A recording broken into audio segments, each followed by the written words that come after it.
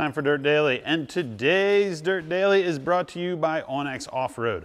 onX Off-Road is a mapping app. I use it when I'm planning off-road trips or when I'm out exploring and get lost and want to find my way home. onX Off-Road is an app, you put it on your phone, you can download large areas and then dive into different trails, find trails around, whether you are located in a spot and want to explore around yourself, or if you want to say map out an area of the country, maybe Utah or the Pacific Northwest or wherever, and you can kind of dive into the app and look for trails before you even head out to go four-wheeling. Plus, onX Off-Road also offers a hunting app. My brother uses the hunting app all the time. They have a backcountry app, so if you're into hiking or mountain biking, you might be interested in that. And they have an elite program, which if you buy into the elite program, you get discounts with other companies on products to help build your 4x4. So if you're looking to build a 4x4 to go overlanding or rock crawling, whatever you're interested in, you might want to sign up for the onX Elite program. Now, normally when I do a Dirt Daily and it's in conjunction with onX Off-Road, I am doing something on my Land Cruiser. My Land Cruiser, I kind of waiting for some parts on it and trying to figure out what I want to do next. And I happen to have another pretty cool truck in the shop, and well, it's actually outside. I finally got it in the shop and I wanted to show you guys this truck because it's not actually going to be here very long. This is the Isuzu NPR that we built on Dirt Every Day. And the episode was kind of a surprise video where Dave, my co-host, I didn't tell him what we were going to build until we actually were on set. So, which was kind of cool because I got to kind of source out all the parts for this and try to get everything lined up so that when Dave showed up and the camera crew showed up, we could throw the whole thing together, which is not really that unusual. That's kind of how it usually was. We have about 4 or 5 days to put something together, and we'd have a week or two before that to try and track down all the parts. This truck was a little bit longer, and we cut the frame and shortened it. We also put a transfer case in it. It has a Divorce 205, and it has 1-ton axles. And that's kind of what I want to talk about today. Not so much both axles, but definitely the front axle. The rear axle is a Dana 70, and it's actually a pretty good one. It's out of a Dodge truck, and the bottom of it is really smooth. So it's actually the same era of Dana 70 that I have in my clampy Toyota. And I like this axle because the bottom is nice and smooth. It's great for kind of dragging over obstacles. It doesn't have like a big lower lip casting like some 1-ton axles do. The front axle, on the other hand, is a little bit wacky, and I'm going to put this thing up in a lift and we're going to talk about the front Dana 60 axle.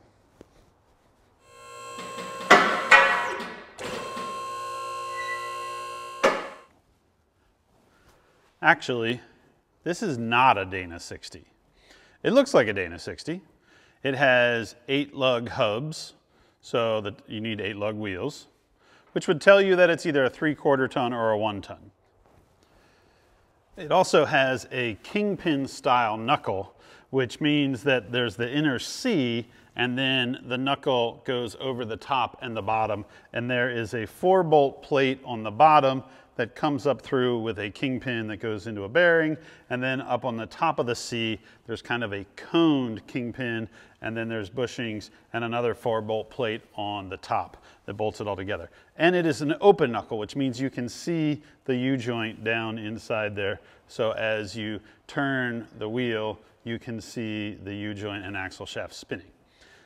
Everything is pointing towards this being a Dana 60. Plus, if you look at the diff cover, it has your standard 10-bolt Dana 60 style diff cover. This is actually from Nitro Gear and Axle because we worked with Nitro Gear and Axle when we re-geared these axles, both front and rear. So it has 8-lug hubs. It has kingpin style C's and knuckles, has a Dana 60 style diff cover. You would think this is a Dana 60, but there was something a little funky about it. Right here in the webbing that goes from the inside of the diff out to the axle tube, this little area here, this cast webbing, there's nothing cast on it. A lot of times it'll say Dana 60, either there or over here on this side. On this webbing, it's not always, but it's pretty common for this older Kingpin style Dana 60 axle to have the numbers 60 for Dana 60 cast right into the axle casting, the center section. This got me thinking, something's funky. So we started looking all over this center section and we found numbers on the back side. So I came to the back of the differential and I started looking around, and there's like weird numbers on the webbing here, and then I saw some numbers right here between the pinion and this one webbing. And this thing's a little bit rusty and it's a casting, so nothing is 100% perfect unless it's been machined. And this is a molded into the mold casting number, but I can't make it out if it's an 8-1F or a 6-1F. And if it's a 6-1F, that got me thinking, and I said, you know what? This might not be a Dana 60. This might be this weird, oddball front axle known as a Dana 61. But there's one way to really find out for sure. So just about every Dana axle that I have ever seen has a number stamped into the axle tube called the BOM, or Bill of Materials number. And that number is basically the birth certificate of the axle. It tells you what it was made for, what model it is, what gear ratio it would have come with when it was first built, what axle shafts, and the part numbers for the axle shafts if you ever want to replace them. And so it's a number that can be really tricky to find if the axle's old or the axle is rusty, both of which this axle is, but it's not really as bad as some axles way back east. And so the other thing is the numbers are very small. Like they're probably less than 1/4 of an inch tall. So you might want some spectacles if you're looking around. And then they're usually on the axle tube. And I started rubbing away and looking at this thing with a wire brush, and I came across a set of numbers right here. 610333 2PJ 41798B. Having looked up bill of material numbers before, these first 6 digits are the numbers that really stood out to me. 610333. Now what I'm going to do is I'm going to go get online, and you can Google bill of material search. You can also call any of your favorite axle, ring, and pinion companies. This axle was built with parts from Nitro Gear and Axle, and a lot of times when you call those places or you go to their websites, you can actually look up that bill of material number, and it'll tell you everything about the axle, where it was, what it was first put into. So I'm going to go look it up. I'll be right back and tell you what I found from 610333. So after looking it up online, this axle is definitely a Dana 61. So what is a Dana 61 and why do we care? Is it just a little one better than a Dana 60? Well, Dana 60s have always been kind of like the go-to axle for the front of a rig that you're building with big tires. The Kingpin style used to be like the bee's knees. This used to be this thing that everybody wanted. They were strong, they were beefy, there was a lot of aftermarket support for them. However, the Dana 61 is this oddball, and it was made for trucks that needed numerically low, or what we call high, gears, ring and pinion gears. For example, I'm pretty sure this came out of a 1989 Dodge, and it is most likely had a diesel engine in it. So, and the diesel that came in an 89 Dodge was probably a 12-valve Cummins. And those engines don't like to rev. They don't like low gears, they like high gears so that they don't have to spin a lot to run down the highway. If it has low gears, which is numerically higher, say like a 513 or even a 488, your engine is spinning a lot, and those engines don't, like they're happy at about 1800 to 2000 RPM instead of 3 or 3500, which gas engines are a little bit happier or are okay spinning more, where the Cummins has always just kind of been a low revving engine. So what did Dana do? They developed an axle that allowed you to run these numerically low, or what we call highway gears in them. This one I'm pretty sure came with 354s, but Dana 61s were available all the way down to 3.0 gears. So that you could put it in with the diesel didn't have to rev very high, and it could run down the highway and get really good fuel economy. Nowadays, trucks have tons and tons of gears in the transmission, 8, 10-speed automatics, and they all kind of are able to just pick one gear set, usually like around a 354 or 410, and that seems to work pretty good for all of the engines that all the OEMs make. So you have this Dana 61, it's kind of an oddball.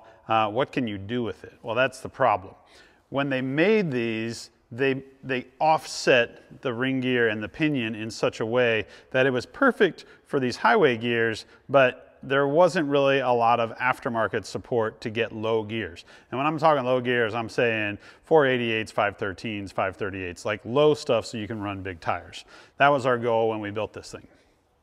I actually, 20-some years ago, before I even worked in the off-road industry, I went out and bought a Dana 60, and I brought it home, and I took it to my buddy's shop where we were going to set up the gears, and he had it all torn apart, and we're putting the new gears in, and he's like, this isn't going to work. And then that was my very first experience with a Dana 61. And I think at that time, we basically were like, it's junk. There's nothing we can do. Nobody makes low gears for it. There's nothing we can do. And I don't even know what happened to that axle. It probably got scrapped or thrown away or given away or something. So fast forward to when we were building this truck, and I started looking around and doing some research, and I found out that Dana 61s were not just front axles, they were also rear axles. I don't know why. Maybe you would have them in like a light duty diesel or in a van or something that didn't need super low gears, but the Dana 61 was an option in the front and the rear. In the front axle, they usually had 35 spline axle shafts, which is about 1.5 inches. In the rear, they had 30 spline axle shafts, which was probably like 1.25 inches. I don't know the exact measurement on it, 30 spline, but they were smaller. And in my research on Dana 61s, I found that Eaton Corporation, that makes the Detroit locker, actually made a Detroit locker for the Dana 61. So what that meant was you could put this Detroit locker in, you'd get a locking differential, and then you could put thick cut gears, and you were able to run lower axle gears than the 3.0s and 354s. You could go all the way down to 513s. In fact, maybe even 538s. I don't know if you can get a thick cut 538. But the point is that with this Detroit locker, you could run low gears. And that was like groundbreaking. I was like, what? That means we could actually put low gears in this Dana 61 and not have to junk the whole thing. But here's the problem. The Dana 61 Detroit is made for the rear. And that means it's almost all of them are 30 spline. The front axles on this are 35 spline, so it's too big. The axle would not fit into the Detroit locker because the gears, the side gears inside the Detroit are broached to 30 spline. However, a little bit more research, talking to some gear guys, talking to some locker guys, and we figured out you can take the side gears from a standard Dana 60 Detroit locker and swap those into the Dana 61 locker. So what that does is it allows you to put 35 spline axle shafts into the locker, and it allows you to run the thick gear set and run lower gears with that locker. So it takes a little bit of pieces and parts putting it all together. You need thick cut gears, you need a Dana 61 Detroit locker, and you need 35 spline side gears for a Detroit locker, which is probably out of a Dana 60 Detroit locker. But At the time when we built this, you could actually source those parts. You could order side gears, you could order the Dana 61 and the thick gears, and you could put it all together. And that's what we did. We took this axle to a place called Axle Line in Reno, Nevada, and they assembled it. Everything was worked out perfect. Thick cut gears, they were able to put all new bearings in it. The axle shafts, normally on a Dana 60 or a Dana 61, especially this Kingpin style, will have 35 spline inner axle shafts. So where it splines into the Detroit or your differential is 35 spline.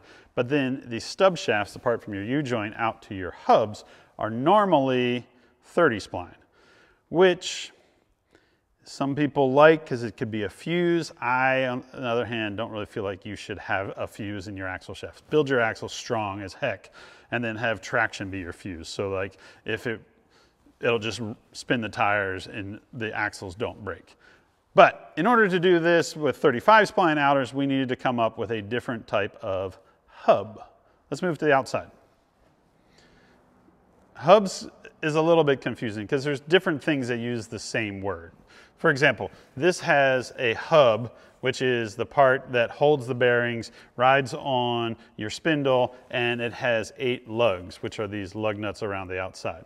This one also has 8 bolts on this drive flange, but we're going to get to that. This is a Dodge axle, an old Dodge style, 80s.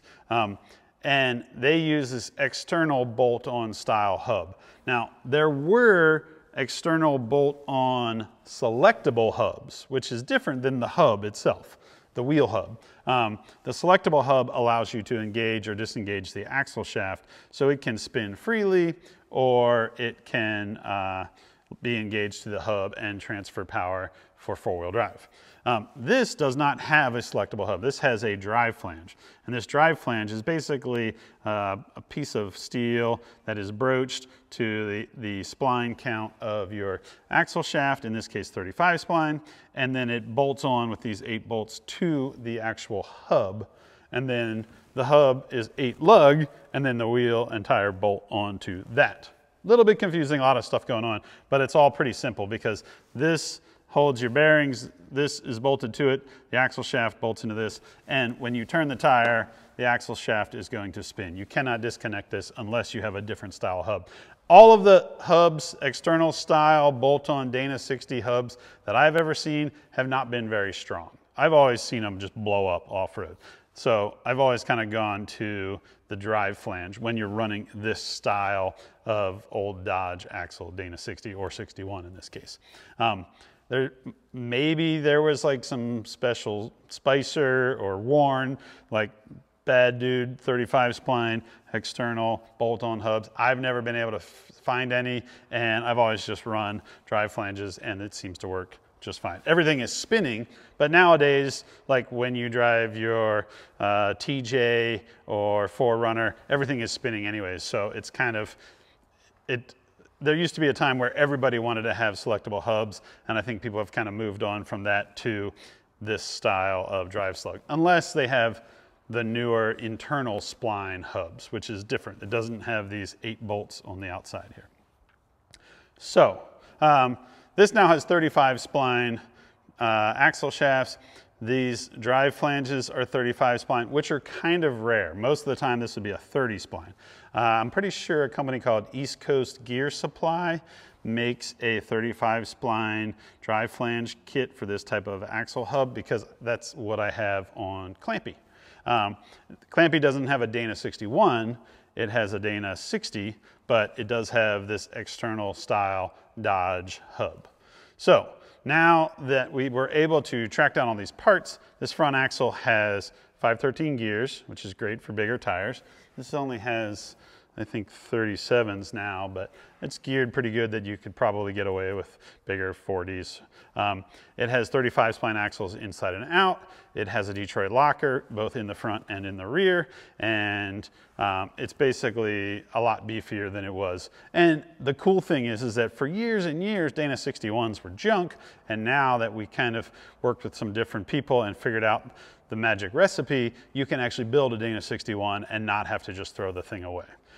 That being said, nowadays, the whole Kingpin front axle, which used to be like the bomb-proof beefcake thing to have, now everybody is going to the like 05 and up Super Duty, Super 60 axles, bigger, beefier, badder, bigger U joints.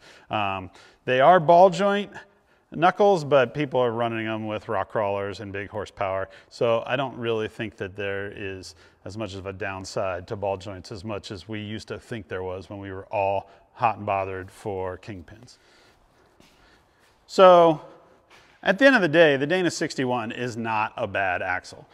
It might not be the best axle you can buy. I mean, there's the late model Super Duty high pinion 60 fronts are all the rage these days. I think they're cheaper, they're stronger, they have bigger, better parts, plus they're more modern, and they've been like these axles, that's like a 25-year-old axle right there. 89, 99, 2009, 2019. I'm not even, that's not even right. It's like a 35-year-old axle. So they're still good. You can still find one and still put it together and have a strong axle. But I think nowadays there's better stuff out there. Plus, if you are interested, you can just throw it on your credit card and call one of the many companies out there that build brand new axles, and you don't have to mess with any old bent, broken junk axle stuff. I have gone, like, driven long distances to pick up Dana 60s that I thought were good deals, got them home and figured out that they were bent. So sometimes it's worth the time and effort to just put your money where your mouth is and buy something that is straight from a fab shop or an axle builder that's all fresh and new. But if you come across a Dana 61 and you don't have a lot of money and you want to build it and you can get it cheap and it's still straight and you're willing to put in the elbow grease to clean the whole thing and rebuild it, there is a good recipe now that you can put one together and build a cool front axle on a budget, but with good parts, with 35 spline axle shafts, with a Detroit locker, and with low gears. So there is that. All right, that's it for this Dirt Daily. Thanks for tuning in. Don't forget to go to onX Off-Road. Use the 4xFred discount code if you sign up. It'll get you a discount, and you'll get a cool app that you can take with you when you go exploring and find your way home or go find some new trails. That's it. We'll see you guys next time.